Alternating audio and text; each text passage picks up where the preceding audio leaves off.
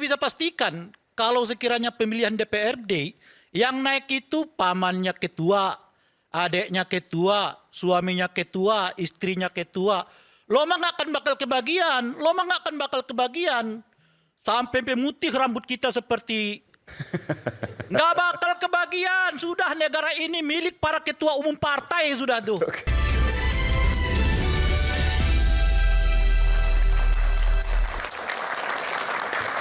Kalau bicara biaya besar pilkada, ya pasti besar kalau pilkada langsung. Tapi kalau dihitung tadi per orang mungkin kecil. Tapi kalau bicara apa yang dilaporkan, apa yang tidak dilaporkan, apa yang kemudian jadi dalam tanda kutip money politics yang kemudian dilaporkan, pasti sangat besar sekali. Tapi apakah solusinya mengembalikan pilkada menjadi tak langsung? Sebelum saya ke Bung Hendarsam dan ke Bang Ruli, saya ke Mas Arya Bima. Silakan Mas Arya Bima. Anda punya pendapat apa? Besar sekali biayanya. Memang tadi kalau dihitung per pemilih ya jadi cuma 5.000. Tapi kan kandidat dan lain sebagainya. Efeknya apa? Harus kembalikan. Harus kembalikan uang gimana? Salah satunya korupsi. Ratusan lebih masuk KPK. Ratusan lebih masuk penjara karena korupsi. Kepala daerah. Ya, terima kasih. Saya mau nanti ngomong soal korupsinya ya. Ya, silakan. Oke, terima kasih. Tapi sebelum itu saya minta waktu untuk memberikan ucapan selamat Natal kepada saudara-saudara Kristiani yang malam ini atau besok merayakan Natal. Semoga Natal menjadi kebahagiaan kita, menyambung tali batin kita sebagai bangsa untuk Indonesia ke depan. Saya itu, Pak Aman.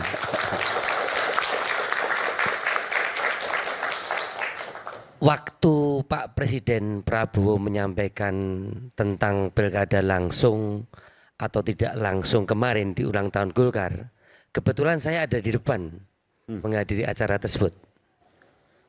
Waktu disampaikan seorang presiden, Pak Prabowo menyampaikan keinginan merespon dari tadi yang disampaikan oleh Ketua Golkar, membangun wacana pentingnya pilkada tidak langsung dikembalikan pada pemilihan lewat Dewan Perwakilan Daerah Kabupaten dan Provinsi. Saya cukup kaget dalam artian menurut saya sah-sah saja seorang kepala negara menyampaikan sesuatu yang sangat strategis ya, saya menyangkut pemilihan kepala daerah yang 508 kabupaten kota dengan 37 provinsi. Cuma persoalannya cara pandang variabel kenapa mengusulkan ke pemilihan kepala daerah tidak langsung itu hanya dari faktor biaya, faktor efisiensi anggaran. Ini yang menurut saya perlu lontaran keinginan Pak Prabowo itu tidak hanya sekedar bicara soal efisiensi anggaran. Harus tahu betul sejarah kenapa kita ini melaksanakan pemilihan kepala daerah, Bang Eman. Ini kan tidak lepas dari keinginan kita yang sejak reformasi 98 dari cara sentralisasi, dari cara mengatur kalau sekarang 508 kabupaten kota 37 provinsi dengan sentralisasi pemerintah pusat, kemudian ke desentralisasi dengan otonomi daerah. Ternyata otonomi daerah tidak hanya administrasi, tapi juga politik. Kenapa otonomi daerah? Ya karena memang Indonesia ini udah nggak mungkin mampu lagi pemerintah pusat ini ngulusi seluruh wilayah Indonesia ini, kecuali bagaimana muncul pemimpin-pemimpin daerah, muncul partisipasi daerah, rakyat ini untuk membangun daerahnya masing-masing. Jadi ibarat kita itu naik kereta ekonomi, loko Jakarta atau loko Jawa ini sudah tidak bisa lagi narik 36 gerbong seluruh Indonesia ini hanya dengan Jakarta. Jakarta tidak bisa narik lagi 503 kota kabupaten se-Indonesia ini untuk maju. Kita pengen kayak kereta cepat. Ada loko, ada gerbong, ada loko, gerbong. Intinya satu gerbong itu sekaligus loko. Maka kereta cepat itu jalannya menjadi cepat. Karena tidak satu loko narik gerbong yang lain. Demikian juga dengan otonomi daerah. Kita ingin daerah-daerah itu bisa meleverage asetnya menjadi resources yang produktif. Dengan demikian pemberian otonomi daerah ini harus dibarengi dengan keinginan rakyat untuk memilih masinis itu supaya daerah itu bisa berkembang. Apa bedanya dengan perwakilan? Nah, di situ kenapa bedanya dengan perwakilan? Perwakilan di sini lebih tidak memunculkan partisipasi rakyat untuk membangun daerahnya. Jadi kalau pemimpin itu dipilih secara partisipatif, Bang Maiman, keinginan rakyat mendukung pemilih yang dipimpin oleh pilihan rakyat itu akan terjadi semacam harapan yang dititipkan terhadap amanah rakyat terhadap pemimpin tersebut, dan tentunya rakyat juga akan semakin memberikan partisipasi sekaligus mengontrol. Nah, pemilihan kepala daerah secara langsung dan tidak langsung memang di dalam aspek normatif itu dipilih secara demokratis. Ada dua pendapat. Secara demokratis bisa lewat perwakilan, secara demokratis bisa diadatikan dari rakyat itu langsung oleh rakyat. Sebentar Bung Arya Bima. Kalau tadi sampaikan, apa yang disampaikan oleh Mbak Lulu juga, bahwa pemilihan langsung idealnya seperti itu. Tapi yang kita lihat bahwa dinasti tetap terjadi, politik uang tetap terjadi, kontrol publik juga kemudian minim. Nah itu gimana penjelasannya? Bedakan antara harus sistem yang kita buat logika kita dengan ekses. Ya. Saya mau jawab itu sederhana aja. Dipilih langsung aja dinasti Marajalela. Apalagi lo serahkan ke ketua-ketua partai. Semuanya dinasti. Walah. Sekarang kita masih untung pemilihan langsung. Dinasti misalnya di Banten bisa tumbang. Dengan segala catatan tentu saja ya. Mungkin kita bisa cari. Tapi di tempat-tempat yang lain bisa terjadi. Anda bisa pastikan kalau sekiranya pemilihan DPRD yang naik itu pamannya ketua, adiknya ketua, suaminya ketua, istrinya ketua. Lo mah gak akan bakal kebagian. Sampai pemutih rambut kita seperti nggak bakal kebagian. Sudah negara ini milik para ketua umum partai sudah tuh. Benar sih, benar sampai sampaikan. Tapi intinya begini, ini sistem yang kita bangun ya. Bang Arya. Jadi jangan mengeneralisasi ekses dengan sistem yang kita harapkan. Bahwa sistem ini tidak berjalan secara maksimal, jangan dirubah sistemnya. Tapi intinya gini, kalau kita tidak punya konsepsi otonomi daerah, tidak punya konsepsi desentralisasi, itu tidak ada pemilihan kepala Tapi apa yang daerah. disampaikan oleh Bung Rey benar. Kalau seandainya saja itu dibuat tidak langsung, maka akan semakin masif dinastinya, semakin masif oligarkinya. Akan ada kecenderungan bahwa pengusulan kepala daerah biasanya diusul oleh pimpinan-pimpinan partai atau fraksi-fraksi di masing-masing daerah. Iya. Ya kan? Kalau di zaman Orde Baru lebih ditunjukkan, silahkan daerah mengusulkan 2-3 nama. Ini sebelum otonomi ini, waktu sentralisasi ini, DPRD mengusulkan 2-3 nama. Kemudian diputuskan oleh pemerintah pusat dan presiden. Ya. Setelah reformasi, DPRD mengusulkan 2-3 nama, ya kan? Yang kemudian dia pilih asalkan memenuhi standar-standar Litsus. Bersih lingkungan, bersih diri itu waktu DPRD kan. Ada kepala daerah yang tidak lolos waktu diusulkan karena ada hal-hal yang menyangkut administrasi.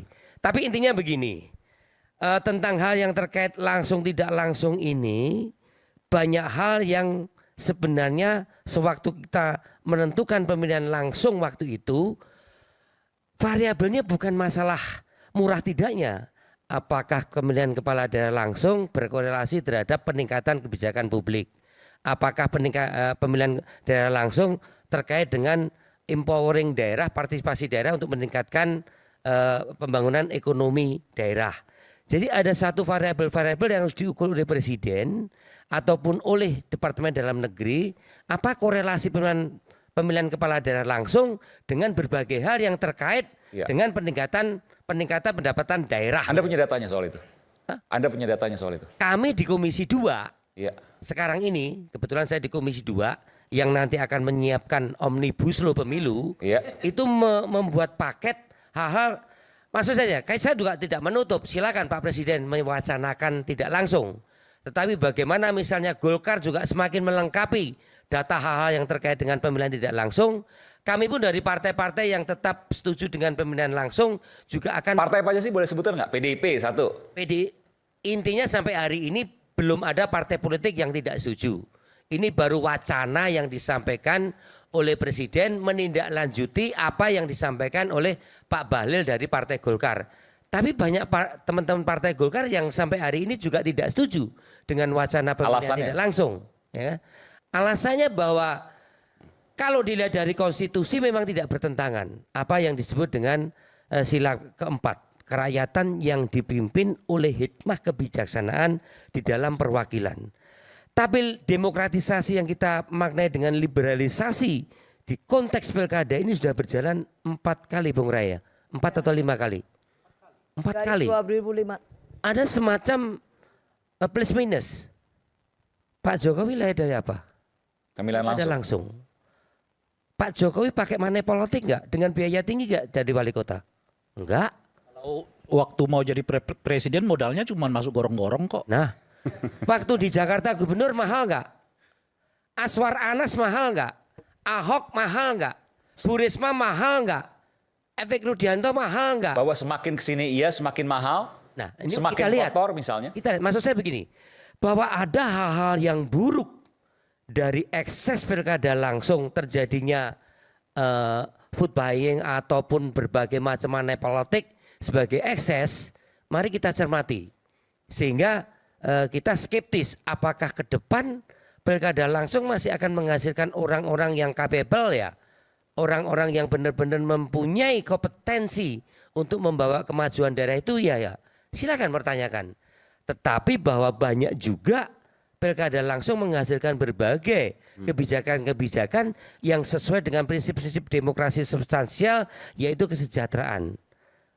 Saya di komisi tentu nanti termasuk Bang Rai dari yang paling anti pilkada langsung maupun yang paling setuju pilkada langsung, kita akan buka betul-betul sebenarnya demokrasi yang kita inginkan ke depan, terutama 5 tahun ke depan, apalagi setelah Bang Ray Rangkuti dan teman-teman mencermati barbarianya tidak hanya pilkada.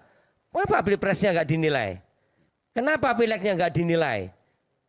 Lama-lama bukan pilkada atau pilpresnya pileknya, demokrasinya ini bisa dipertanyakan. Iya, ini bilang audit demokrasi. Nah, kalau memang itu dikatakan mahal, silakan ahli tata negara, ahli politik. Oke. Kita ini kan munafik. Sebetulnya Bung Arya, misalnya kalau kita berkaca dengan kasus Golkar itu, mahal nggak? Ya mahal. Anda memindahkan calon yang begitu populer di satu daerah, yang kemungkinan besar akan dipilih, lalu dipindahkan ke daerah yang lain seperti pemula, ya tentu mahal sekali harganya. Maksudnya Ridwan Kamil ke Jakarta. Iya. Kalau Anda tetap buat dia di Jawa Barat, kayaknya nggak begitu perlu lagi tuh seperti Mbak Lulu. Gitu loh kira-kira. Tapi kan Anda pindahkan dia ke Jakarta, last minute juga. Tapi Bang Iman, sebelum saya selesaikan, intinya beginilah. Ini ada wacana dari seorang presiden ya, sebagai kepala negara dan kepala pemerintahan melontarkan itu. Saya memang agak kaget karena timing dan tempatnya ini menurut saya kurang pas. Tapi sebagai satu schooling politik untuk kita diskusi untuk pembangunan kualitas demokrasi ke depan, saya kira boleh-boleh saja dan mari kita gulirkan sampai pemilu ke depan, terutama dalam penyusunan undang-undang omnibus law pemilu ini supaya lebih berkualitas. Saya kira itu. Pertanyaannya benarkah? Saya mau tanyakan ke Bung Ruliandi. Kalau seandainya hari ini kita melihat pilkada langsung dinasti merajalela, politik uang merajalela, lalu kemudian korupsi merajalela, hasilnya kepala daerah juga banyak yang terjerat merajalela. Apakah ketika nanti dikembalikan pilkada tak langsung semua itu akan berkurang atau semakin parah? Kita akan kembali saat lagi. Dan jangan lupa, mohon maaf, kita minum dulu karena cukup haus juga.